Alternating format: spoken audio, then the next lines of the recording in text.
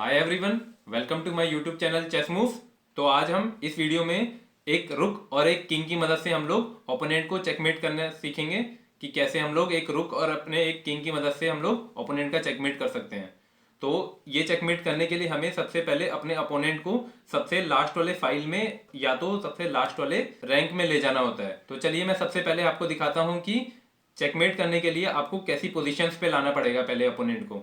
सबसे पहले जैसा कि मैंने आपको बताया कि लास्ट रैंक या लास्ट फाइल पे आपको ओपोनेंट के किंग को ले जाना है। जैसे इस समय हमारा ओपोनेंट का किंग रैंक 1 में है, तो ये हमारा सबसे कॉर्नर वाला रैंक है।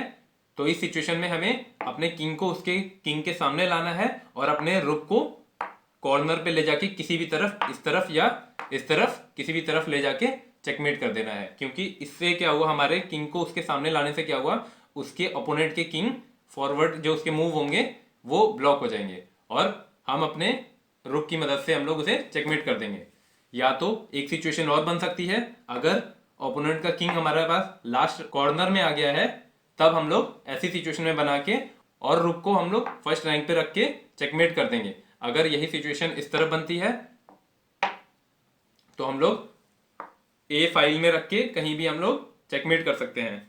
आपको रुक की मदद से चेकमेट करने के लिए मैक्सिमम से मैक्सिमम आपको 15 से 16 मूव लगने चाहिए और इससे कम में भी आपका चेकमेट आराम से हो जाएगा। चलिए मैं आपको एक ऐसी सिचुएशन करके बताता हूं जिसको करने के लिए हमारे पास सबसे ज्यादा मूव लगेंगे।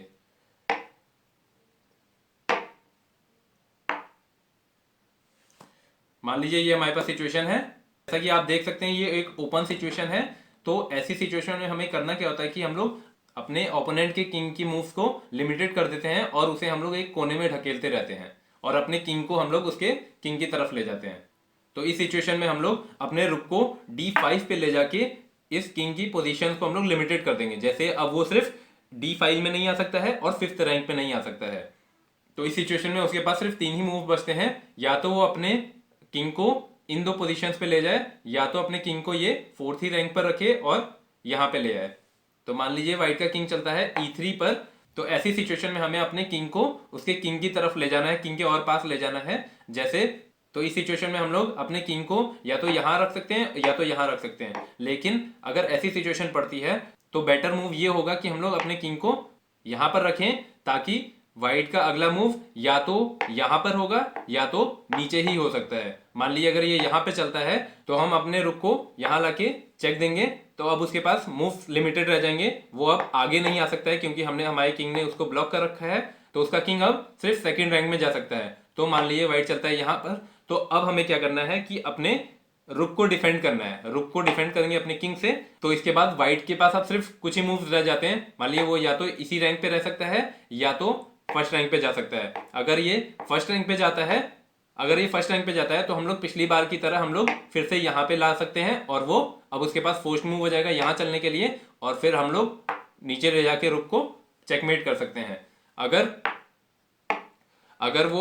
व्हाइट का किंग यहाँ से F फाइल पे आ जाता है तो हम अपने किंग को भी एक मूव चला के उसके सामने ले आएंगे। और मान लीजिए अगर ये वापस आता है तो ज्यादातर बिगनर क्या करते हैं, अपने उसी पोजीशन पे आ जाते हैं अपने रुक को डिफेंड करने के लिए। तो ये सिर्फ वेस्ट ऑफ मूव होता है। तो इस सिचुएशन में हमें क्या करना है, सिर्फ एक रुक को एक वेटिंग मूव देना है। वो चाहे कहीं भी दे सकते हैं, एक मूव दे सकते हैं, 2-3 मूव दे सकते हैं, वो आपकी मर्जी है। इससे कोई फर्क नहीं पड़ने वाला है क्योंकि अगला मूव व्हाइट का हमारे पास या तो ये होगा या तो इन दोनों में से कोई एक होगा। अगर वो नीचे वाली फर्स्ट रैंक पे जाता है तो हम अपने किंग को यहाँ ले आएंगे और फिर उसके बाद वो अगर हटता है तो अपने रुक को यहाँ ले जाके उसकी मूव्स को हम लोग लिमिटेड कर देंगे। तो इस सिचुएशन में अगर वो फिर से वापस आता है तो हमें क्या करना है कि बस एक मूव वेटिंग मूव देना है।